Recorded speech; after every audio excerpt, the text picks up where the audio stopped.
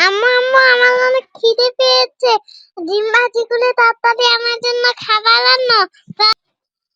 হ্যাঁ মামুনি, আমি তোমার জন্য খাবার নিয়ে আসছি। তোমার জন্য ডিম ভাজি করেই নিয়ে আসবো খাবার।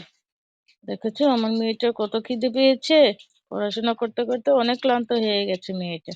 আমার তো খেয়ালই ছিল না যে আমার মেয়েটার অনেক খিদে পেয়েছে। যাক, অনেক দেরি হয়ে গেল আজকে।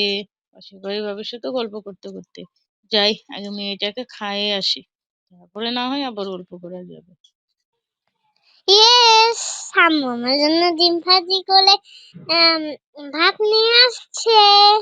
আমি এখন মজা করে খাবো। আমার ডিম ভাজি অনেক পছন্দ।